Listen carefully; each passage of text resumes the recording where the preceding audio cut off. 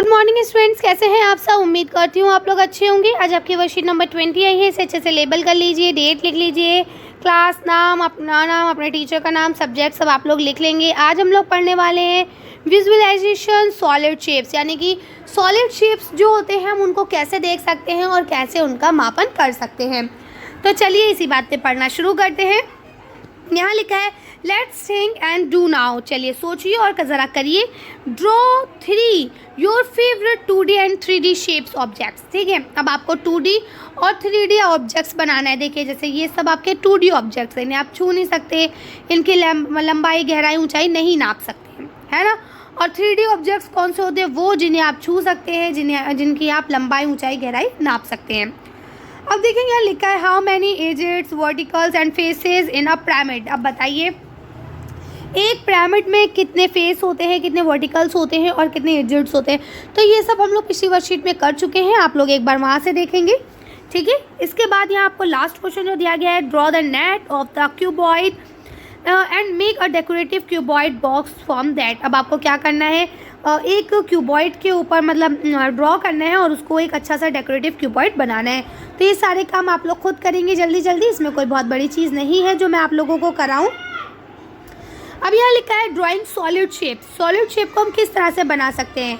When we draw a cube और square और plane paper, it's looks like 3D solid but measurement length of edges and angles cannot be verified। यानी कि अगर हम ऐसा करते हैं कि हम कोई 3D फिगर बनाते हैं और वो दिखने में 3D फिगर होती है, लेकिन हम उसको, चाहे वो हम स्क्वायर शीट पे बनाए, जिसे आप लोग ग्राफ पेपर भी बोलते हैं, अगर हम उस पर बनाते हैं या हम प्लेन पेपर पे भी बनाते हैं, लेकिन हम उस 3D फिगर की लंबाई, ऊंचाई, चौड़ाई, ये सब चीज़ें नाप नहीं पा रहे हैं, है ना। अगर हम उसको वेरीफाई नहीं कर पा रहे, it is known an oblique sketch. उसको हम लोग क्या बोलेंगे? ऑब्लिक स्केच बोलेंगे।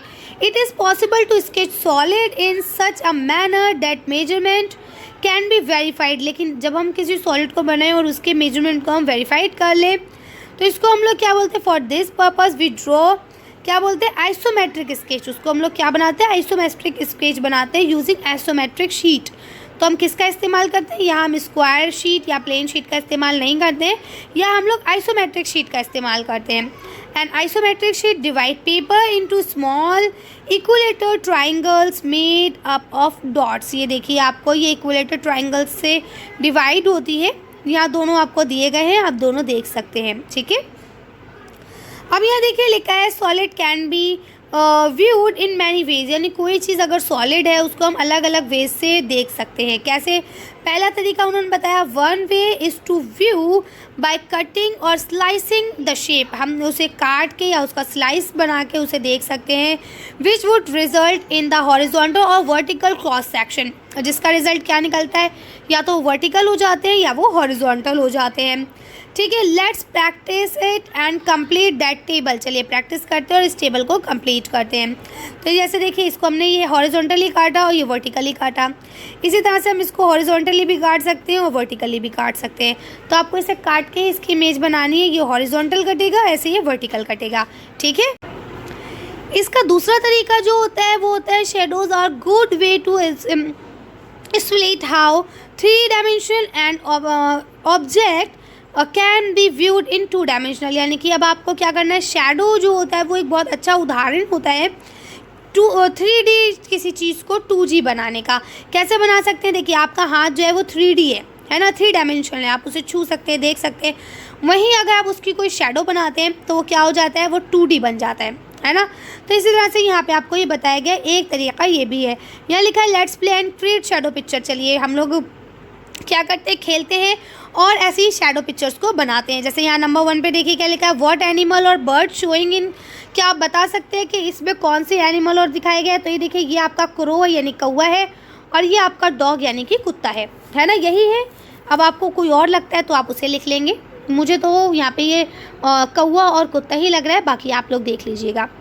यहाँ देखिए लिखा है अ थर्ड वे, और तीसरा जो तरीका है वो ये है, it's look at the object from different angles. अब हम इसे डिफरेंट एंगल जैसे फ्रंट व्यू, साइड व्यू और टॉप व्यू से देख सकते हैं। जैसा कि आप देखते हैं ये कार है, इसका साइड व्यू ये है ना, टॉप व्यू ये है और फ्रंट व्यू ये है। बैक व्यू भी होता है, मिरर व्यू भी होता है ना। लिखा है an example how one get different view of a given car. तो यहाँ हमने आपको पहले ही बता दिया कि किस तरह से हम एक कार को अलग अलग दिशा में देख सकते हैं। Let's practice with some other example, complete the table. चलिए कुछ अदर एग्जाम्पल्स के साथ देखते हैं और टेबल को कंप्लीट करते हैं। तो देखिए जैसे अब ये आपका है, ठीक, ये एक इमेज है, ये आप ऊपर साइड से देखेंगे तो साइड से आपको ऐसी ही दिखेगी, जाहिर सी बात है ना। अगर आप देखेंगे इसको बैक से, टॉप से, तो आपको 4 कॉलम ही दिखेंगे क्योंकि देखिए ऊपर 4 ही है, ठीक है। अब अगर हम इसे फ्रंट से देखेंगे तो फ्रंट भी हमारा जो है वो इसी डिज़ाइन का रहेगा जैसा हमारा साइड व्यू है, ठीक है, क्योंकि फ्रंट में भी यही चीज़ है ना।